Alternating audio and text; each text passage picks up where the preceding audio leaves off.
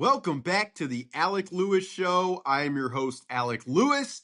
This is episode 156, recording on Friday, April 10th, about less than 2 weeks away, I would say, from the NFL draft. Can't wait for it. Very excited to see what's possible. And to preview it a little bit, as we've been doing every week, I have a guest for you today who studies it, who reports on it, and who follows the Vikings pretty closely. His name is Jordan Reid. Again, his job, his responsibility is the draft for ESPN. Does a great job and has for multiple years now on the draft. And so we got into everything. I started him with some broad draft conversation. Then we talked Dylan Thieneman at 18, other possibilities there, and then what he thinks throughout the draft at 49. But, among the center possibilities, et cetera. So it was a really fun conversation. He usually hops on once a year before the draft, and we really enjoy getting to talk ball.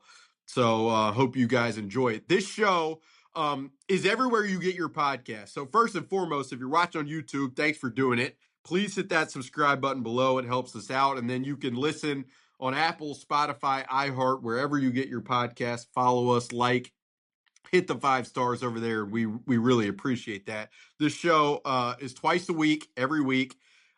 Presented by First Resource Bank. And if you guys don't know about that, about First Resource Bank, they are a local bank, member FDIC bank in the Minneapolis area, where they have branches everywhere. And really, the online banking platform is the most sleek and the easiest that I've found to use since I've moved up here. So it's run by really good people. Tim Siegley, Aaron Siegley, Charlie Anderson.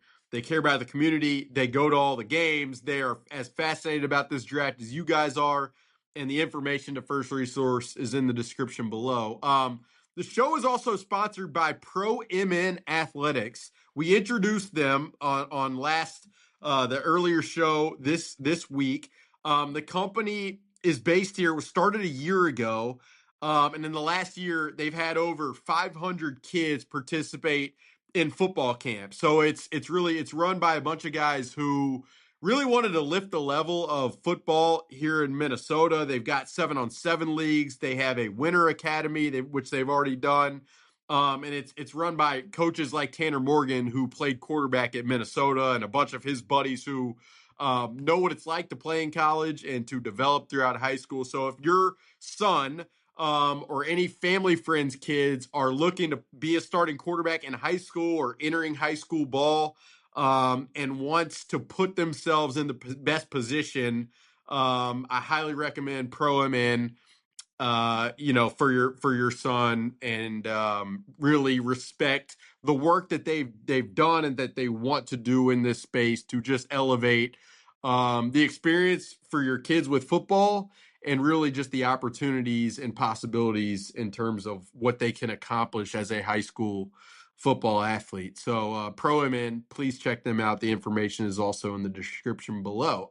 With that, we're not going to waste much more time. Here is Jordan Reid of ESPN talking about the NFL draft, which is, again, the countdown is on. So here's Jordan Reid of ESPN. All right, Jordan, welcome back to the show. We do this every year. I enjoy it every year. I know you've been grinding probably. I don't know. You're on TV on every podcast I see, and you got stories every day. But how are you, man? I'm good, man. Another day closer to the draft, so that's always a good thing for me. And we're getting here to the home stretch now, under 2 weeks away, so I'm excited. Before we get into all the Viking stuff, which there's a lot to get to, what for you is the most interesting pivot point, maybe in the top 10 or early in the draft? I would say really 6 at Cleveland, just because there's so many different ways that they could go. Obviously, receiver and offensive tackle is the 2 clear needs on the roster, but it's like, which position do you think has more depth? Just because that's probably the one that they would probably wait to take at 24. So if it's receiver, somebody like Cardinal Tate they could take, or even 6 if they elect to take an offensive tackle. I'm really interested to see what they do. But also Andrew Berry, he always has a trade back up his sleeves like what we saw last year, man. Absolutely nobody expected that at number 2 overall. So I'm really interested to see what they do. I'll never forget, it was like a couple hours before that draft, and you're like, yeah, it might be, Jacksonville's in it. I'm like, interested in doing what? Like, they're going to do that? It's crazy. The other, non-Viking, I don't think it relates to the Vikings a ton, guy that I'm curious about is Ruben Bain. And we've talked before, like, I love college football. I watch it all the time. This dude was an absolute menace for Miami, Yeah. on the edge and just like, I mean, just a fascinating, productive guy. I think Field Yates, your colleague, had something in his story today that, like, bold prediction, perhaps he could get past 12. I mean, what do you feel like you've gathered about Ruben Bain from scouts, from people in the industry in the lead up to this thing, obviously in less than a couple weeks? It's funny, Alec. Like everybody, you're talking to all these scouts and your buddies within the league throughout the season and throughout the pre-draft process, and it's always like those last 2 weeks leading up to the draft, and everybody stops returning your text messages, they stop returning your calls, and all these other things. And like, oh, they'll respond to all those things after the draft. So it's always funny, like when your buddies go dark on you, what I like to call it. They stop answering all those calls, but it's just so interesting. Like we're always talking back and forth with sources and scouts and agents and executives and all these people. And, everybody's fascinated by Ruben Bain and everything he's doing throughout the season and how miraculous he looked throughout the college football playoff. And he gets his arm measured and now everybody's questioning him. And the craziest thing to me about the Ruben Bain situation is that coming into the year, for those people that follow the draft really closely, we already knew that his arms were short. But now we get this measurement and magically now he's going to slip in the draft. I just don't understand it. I've been very vocal about how I feel about Ruben Bain. He's my top edge rusher.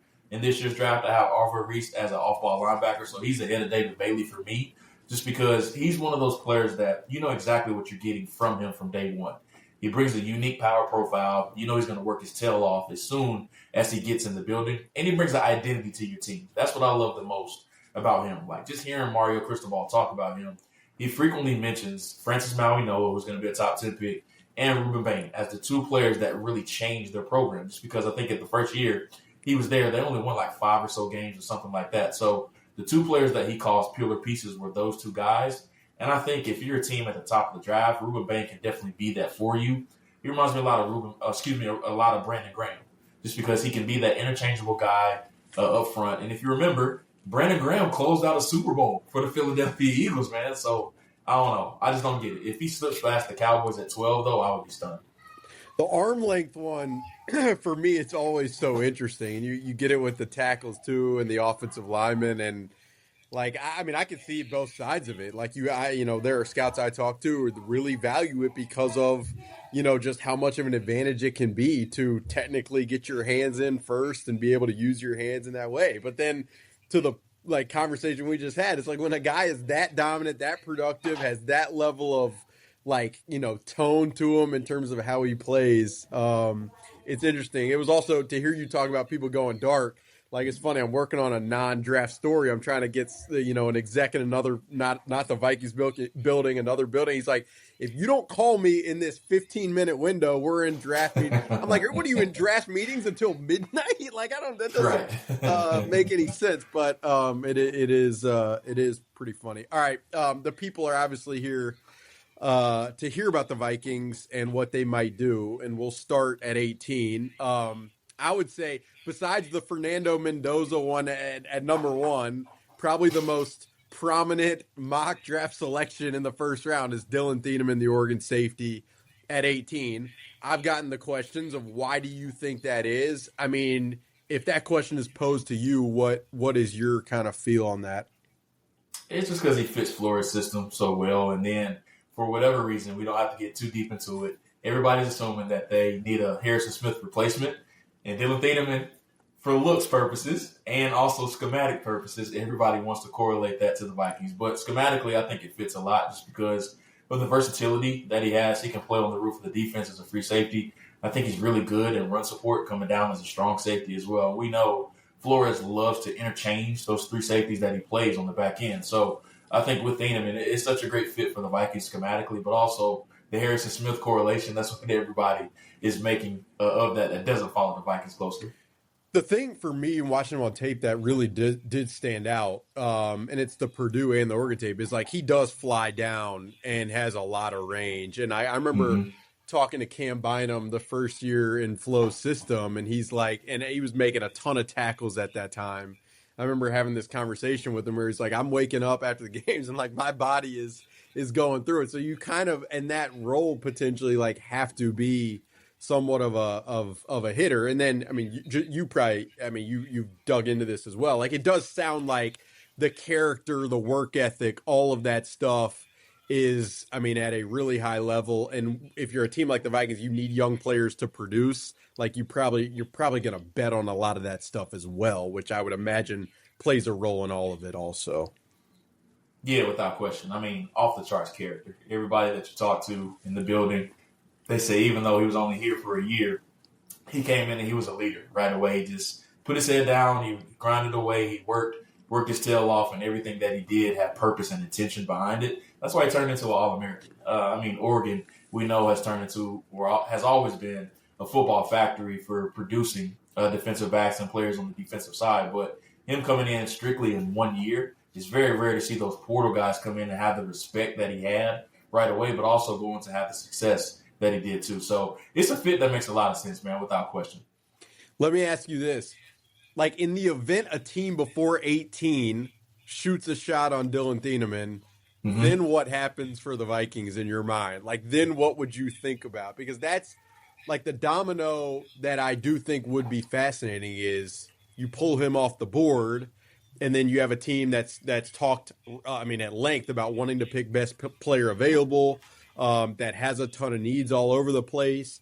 Would you think that they lean into a like guy like Emmanuel McNeil Warren, or do you think they would entertain something else? Like where does your mind go with that possibility?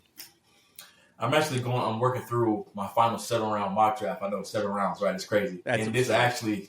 this actually came about where Thieneman was already gone, and the Vikings had a bunch of different players available to the board for them. But the Vikings are in such a, I would say, unique situation just because I've personally stopped mocking corners to them just because it doesn't seem like they put a priority on the position in the early rounds, even though I still believe they need a young one. But time and time again, they've showed us that they just don't value taking corners on day one. So I'm done mocking corners to them. The defensive tackle class, and I wrote about this today on our Intel piece, I'm struggling to find a team that has a true first-round grade on a defensive tackle in this year's class. So I don't think a guy like Peter Woods or Caden McDonald is going to be in play for them at 18. I think they'd be a little bit more comfortable trading back and taking one of those players. And Caleb Banks, I think he's off. He's out of the picture now because of the foot injury. So the player that I thought through that I thought was really interesting that I think they would take at 18 if he's there is Keldrick Faulk of Auburn. And I say that because he fits the profile that they have looked for in years past. He has a lot of length. He's super young. He'll only be 21 years old. And the big question about him is if is he gonna be an edge rusher, or could you kick him inside to be a defensive tackle? So I think if they do end up selecting him, and why I think they would have interest in him is more so as a defensive tackle. And just because he has that long, lengthy body that fits in Brian Flores' 3-4 scheme. He's super young, and then also similar to DBs, they like to interchange those guys up front. And we've all said we want them to get that big space eater in the middle, but Flores doesn't seem to like that type of guy in the middle. They like those interchangeable athletic guys that can play 0 through 9 technique up front, and that's exactly what Falk is able to do. Now, very similar to Dallas Turner, is he's not going to be a finished product right now. He's more so a guy that you're projecting 2 to 3 years down the road, and that's why a lot of teams actually have him higher than a guy like Akeem Mesidor. And I think he's going to go much higher than a lot of people are projecting. So I think he ends up going probably that 11 to 24, 25 range, but he's one that I didn't think about like for the Vikings as far as being on the radar initially. But if they're looking for that guy that can be a defensive tackle or an edge presence, I think Falk makes a lot of sense for them. Yeah, I mean, he's a guy, I mean, you rattled it off, but like from the age perspective, yeah, I've also heard that like people down at Auburn, and again, it's it's the area I'm from, like they really loved him and they loved the energy and kind of the presence. So like that part of it would check. I do, I mean, you hit the nail on the head there talking about like if a guy needs 2 years of time or whatever, would they be willing to do that at this point? I mean, the other name And I've said I kind of expect defense there, but like if Kenyon Sadiq somehow got there, Yeah. you wonder about. Or I at least want to. You might not, and he might not have any chance of getting there. But like I would wonder, just from a T.J. Hawkinson's in the final year of his deal. Kenyon Sadiq probably has a little more block oomph to him than T.J. Hawkinson has had. And so, like, could you pair him with Josh Oliver and feel better about your run game? Like, that would be the more I've thought about that one, the more I think it's a pretty interesting one. But I mean, I think like there's just not a ton of options there at 18 that really seem to fit. And I think Falk would be one of them. So I mean, I'm glad you went there. Really. Yeah, I mean, Sadiq, I don't think he's going to be there, honestly. I would be surprised if he got past like the Bucks at 15. They have a lot of interest in him. The Ravens at 14 is another team. I can see the Panthers actually trading up for him. They have a huge need. They're right behind the Vikings as well. So he's going to go somewhere probably around the range that the Vikings pick. But you're spot on, especially with Kevin wanting to do so much 12 and 13 personnel. I think Sadiq is a really underrated blocker as well. And then you already have your Hawkinson replacement in the building, too.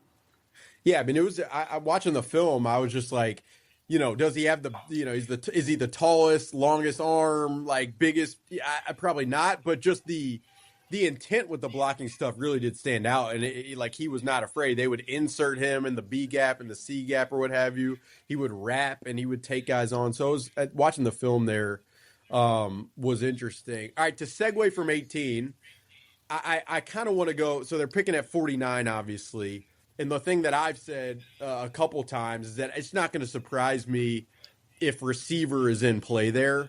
Like I know, I mean, Keenan McCardell, the receivers coach, has bounced around the circuit and been a lot of places. But who are the guys in that range? Let's say it is an offense focus that you stand out to you potentially as like potential options there. So I'll stick with what I know in the pro days I have seen Keenan McCardell at, which is Clemson and Alabama.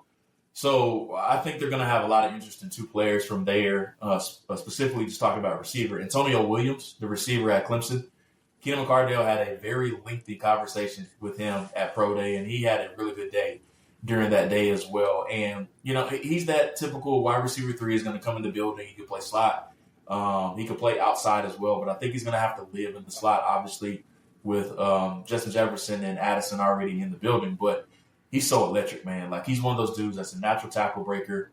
He's really good playing down the field. He can attack in the intermediate areas as well. He's been a little bit banged up during his past few years at Clemson, but when he is on the field, he's somebody that's absolutely electric. And then another name I'll give you, McCardell, as I mentioned, was also at Alabama, is Jeremy Bernard at Alabama. He's one of my favorite receivers in this year's draft that probably goes somewhere in that pick range around 49, which is what they have right now.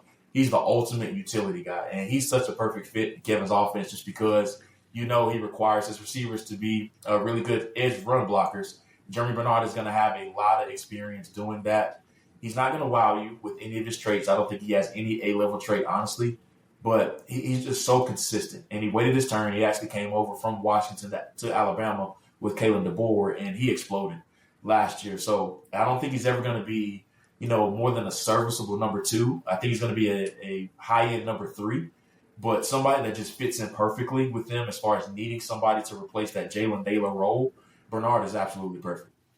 As an Alabama guy, I mean, if that is the card that is pulled at 49, I mean, I'm going to be in the media room sitting on my hands because the dude is so reliable. And, like, I just have so many visions in my head of in breakers, Ty Simpson hitting him on the run. Like, it just, like, I could just see the crossover. And then the Antonio Williams shout-out.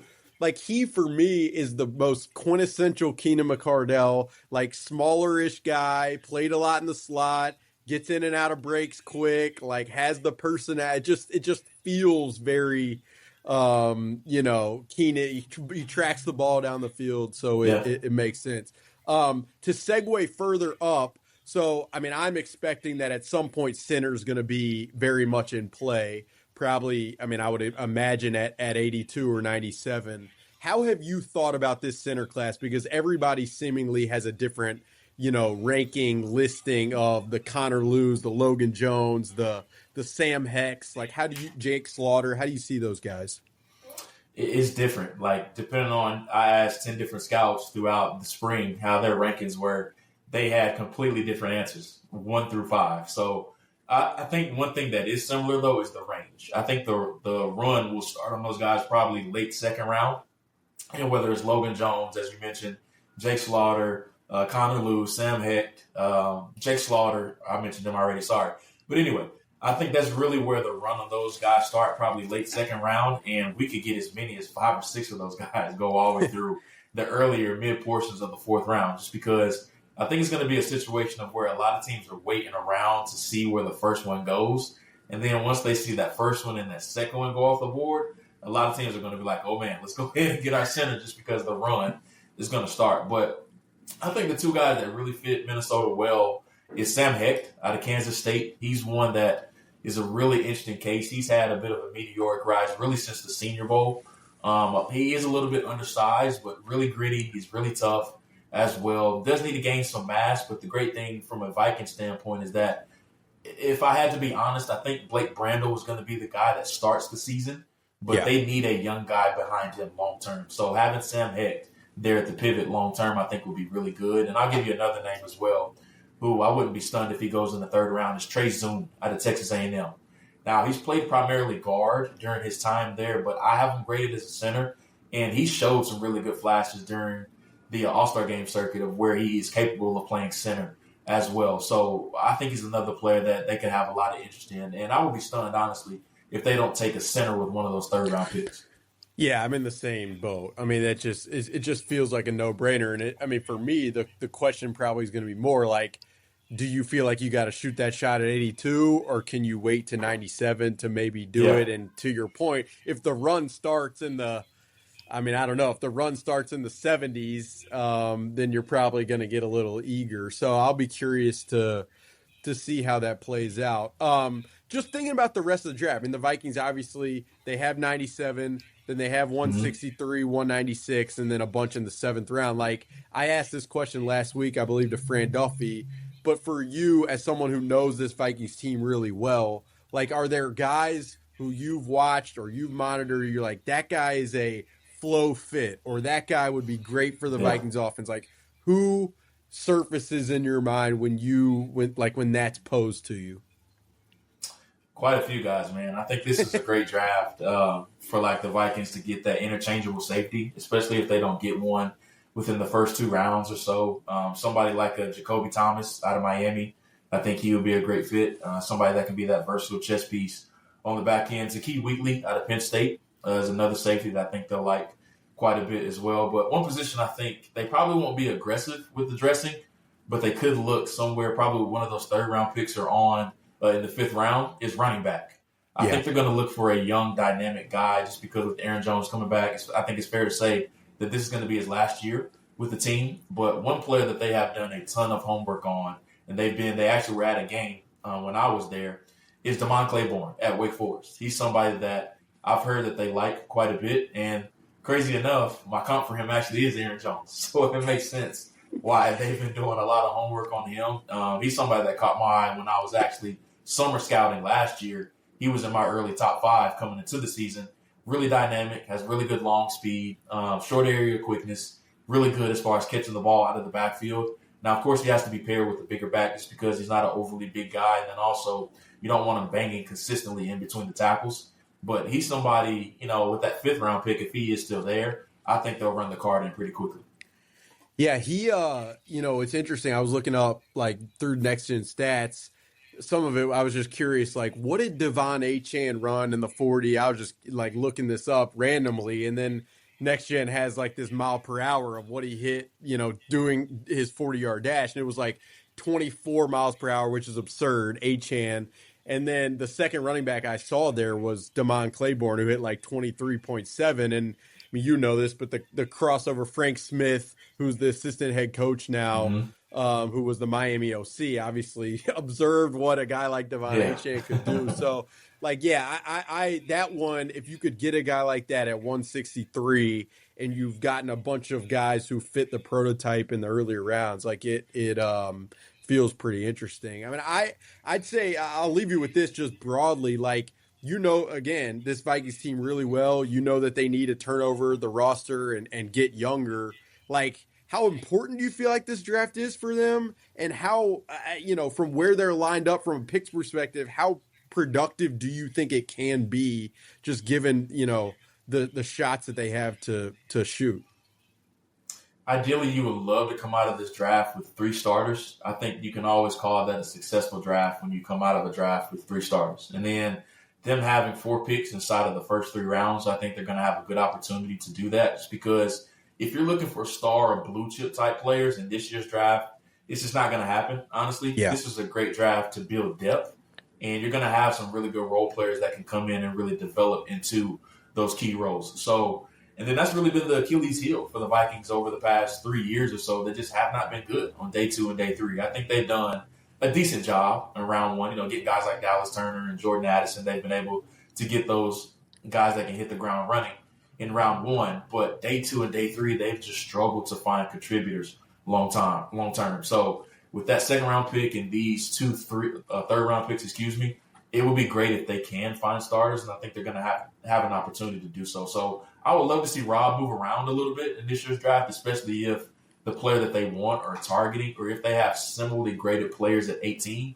I would love to see them slide back and get even another third round pick or another early day 3 pick, or even another second round pick. That would be great as well, just because I think it's such a top heavy roster, and I think that's why they wanted to turn it over so much, just because they had a bunch of old and expensive veterans, but now that's left them with a lack of depth. So they have to fill in those holes, whether it's at, we talked about corner already. I would love for them to find a young corner. Safety, I think they need a young player there or multiple. Defensive tackle, I think that's easily the weakest position on the roster right now, without question, but it's not a great draft to do that. But if you're able to get some extra draft capital on day 2, getting somebody like, a Peter Woods or a Lee Hunter or somebody like that, I think would be great.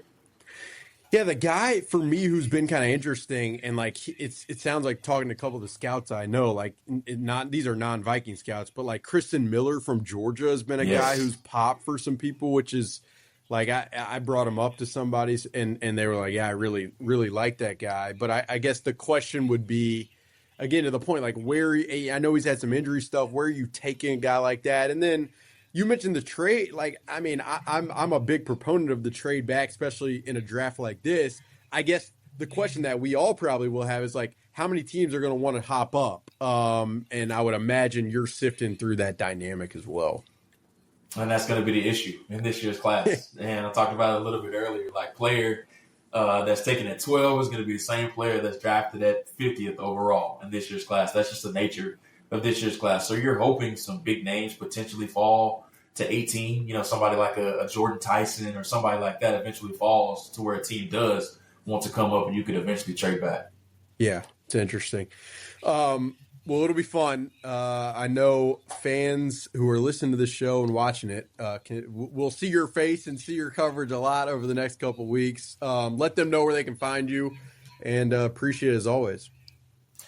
As always, it's always a pleasure coming on here. And you can find me at Jordan_Reid. It's REID on Twitter, X, whatever you want to call it nowadays. We also have our NFL Draft Daily Show that's airing every day at 3 p.m. Eastern Time alongside the Godfather, Mel Kiper, Phil Yates, Matt Miller, and then also myself. We're on there every day at 3 p.m. Eastern Time. So if you're late getting to the draft and you want to hear us talk about multiple teams throughout the league, including the Vikings, pop on your TV every single day. We're up there.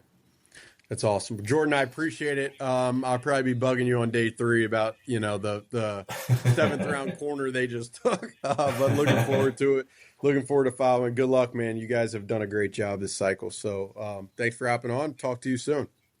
Thanks as always. You do a hell of a job too, man. And that will do it for episode 156 of the Alec Lewis Show. Always fun to talk ball with Jordan Reid. Really appreciate his perspective and the work that he puts in conversations with people around the league, agents, scouts, coaches, etc. And the time he spends on the road. I mean, he mentioned it, being at games, seeing scouts at games. So, like we said, really looking forward to this draft. A lot of possibilities out there. And I do think it's really possible and probably likely the Vikings can emerge from this with a bunch of starting caliber players in the future. So lots more to come. We'll have shows next week with a lot of draft conversation. And then the lead up to the draft should be pretty immense, and probably we'll do a live show at some point that week to take questions from you guys and give the latest information that I possibly can on the draft. This show, you can find it on YouTube. If you're on YouTube, hit the subscribe button. If you're listening on Apple or Spotify or iHeart, you can rate and review them. That stuff helps us out. Shows presented by First Resource Bank, sponsored by ProMN, and Unreal clothing brand, which I'm repping almost every day at this point with hoodies and sweatpants and joggers and you name it. I mean, they got golf tees that I'll be swinging with in the coming weeks and months now that I've got the Masters bug. So go check out Unreal for sure. See you guys next week. Have a phenomenal weekend, and we will talk to you very, very soon.